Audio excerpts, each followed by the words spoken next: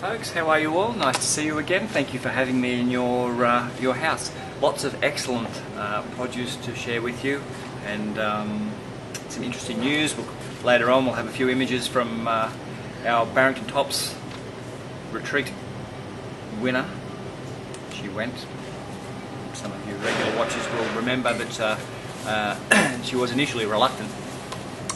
So we've got some of her little holiday away, plus some information on the free-range laws currently being debated in Parliament. A little bit of information on our hams and our supplier, and our turkeys for Christmas, and some other wonderful things as well purporting to Super Saturday, which is on 2 weeks' time, and our Christmas party. Now, one of the most exciting things I've come across in the last few weeks is a bill which is currently before the New South Wales Parliament. It's been put forward by the Greens, and essentially it's a truth in labelling specific to free-range poultry grown in New South Wales. And currently it's a self-regulated system, and rather deceptive. Unfortunately, the label free range does not necessarily mean the image that it probably conjures up in most people's minds of poultry running in nice lush pastures. Here is an image I would like to share with you of a free range farm, at least a free range farm that complies with the current regulations.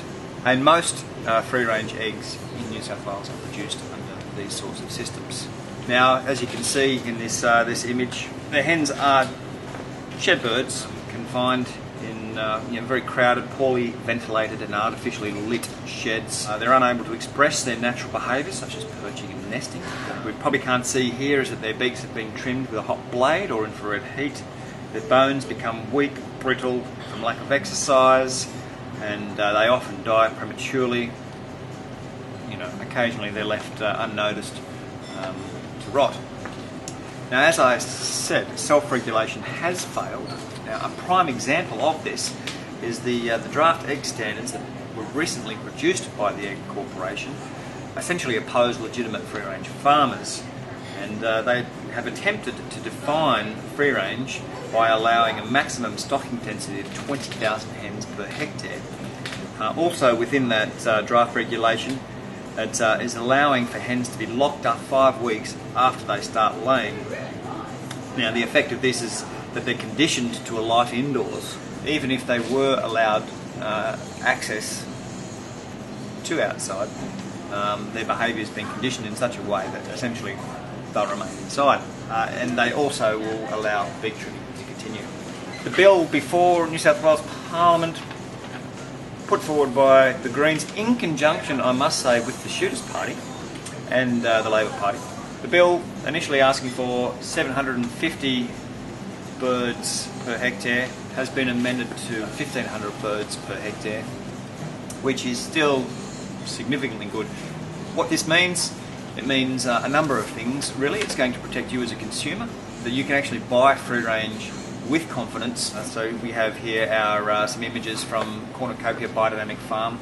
These are open range, pasture reared, raised egg layers, and they're able to, live a harmonious, happy existence. And what it also does is it will protect legitimate free-range farmers like Cornucopia and the Clarendon eggs and Jacob's Ladder eggs that we stock here, because without a truly well-defined free-range standard, and also then relying on the Egg Corporation to self-manage in order, the current free-range regulations are not even met by most free-range producers. So really we need the standards lifted, and we need the standards enforced. It protects you as a consumer, it protects all our legitimate, genuine free-range producers. So bring it on. I think it's a fantastic thing. I'm very excited to read about that, because really the free-range laws in this country have been typically lacking. Further to that, when you buy certified organic, you'll find that the standards increase even further than the bill before Parliament. So in terms of growth promotants, antibiotics, and those sorts of things. The use of genetically modified feed, which most poultry in Australia is fed GM corn to some degree. Why? Because it's cheap, because we humans don't want to eat it. So, you know, again, buying organic really is your guarantee that all of these standards and more are met. Now we have one more shipment of the Fuerte avocados coming down. They have been outstanding. They're from Comboyne, lovely and local, and stunningly creamy. Now mangoes, we're going to sort of experience like a little bit of a lull in supply before things really kick in again. The quality though is outstanding. They're really first class. Bananas are starting to move back into a respectable territory for price. They're $8.99 this week. You know, as we come into Christmas, they'll continue to fall. Valencia season has started. Cherries have hit the ground running. Week 1, the flavour was just so-so. Week 2, the flavour is starting to turn up. Now we have 2 grades. These, the premiums are a little bit firmer, slightly different style of flavour if you like. The cheaper cherries are a little bit riper, a little bit softer, but there's more sweetness. Watermelon, the quality is absolutely fantastic. The price is up, but the quality is superb. Now, yellow peaches and nectarines have started. As you would expect early in the season, the sizing's not really there, and the pieces are firm, so you're going to need to leave these out for a few days to ripen. Price is up as well, but look, they're here, they've started. Now I'm excited to announce that we've firmed up supply for our hams for Christmas. Now our grower is an organic farmer. He chose this year to not recertify himself. Now the reason being was a falling out with the certifying body. Essentially had issues being told how to manage his farm organically by someone who's never farmed before. That's it in a nutshell. Now I can assure you that he meets all the organic standards and then some. So we wouldn't be bringing these to you if we didn't have absolute confidence. Now the hams that are being supplied by him this year are the most natural cure you will find on the market. They're cured with a celery extract, brown sugar, salt and spices. Now because of the extremely natural cure, the presentation of the meat will be a little bit different.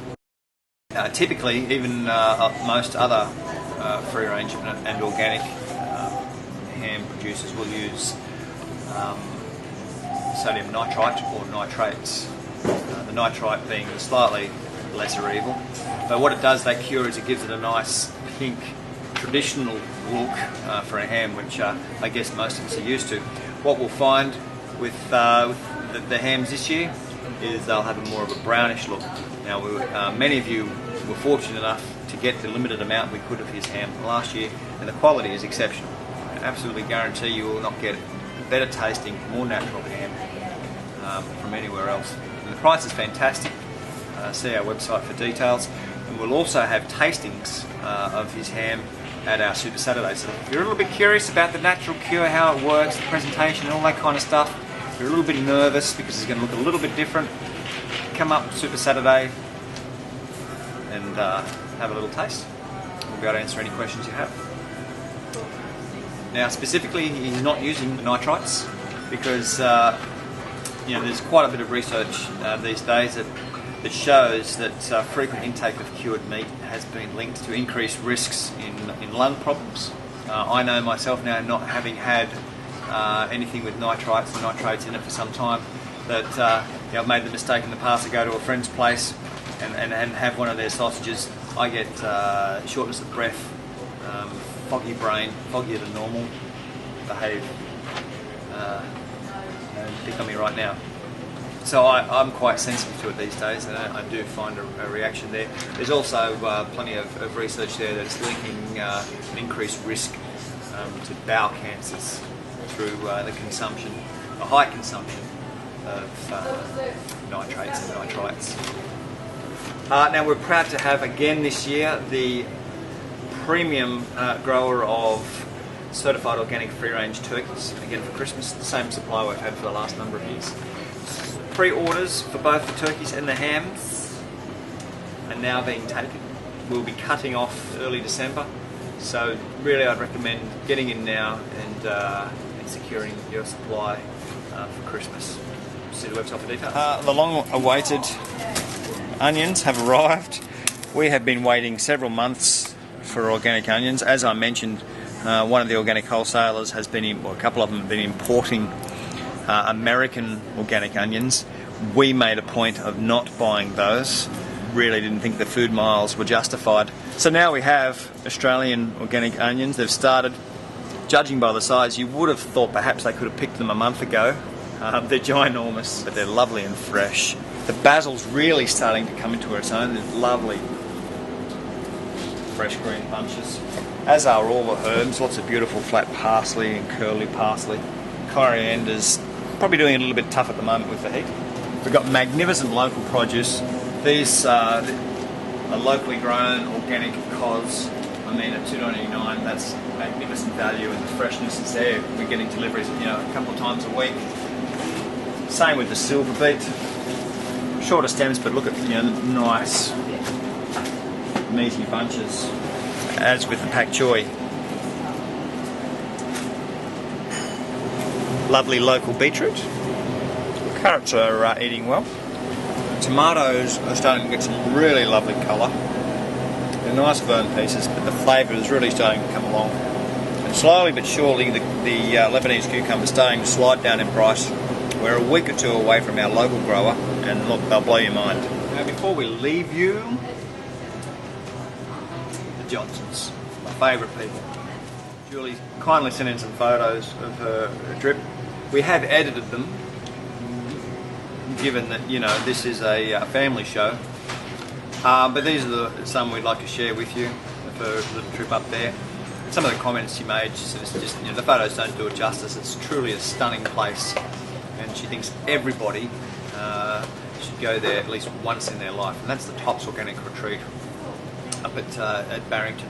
And no doubt we'll have another prize from them available next year. Meanwhile, book yourself a holiday up there. I think it sounds great. Thank you for watching. We'll see you probably the week before Super Saturday. Take it easy.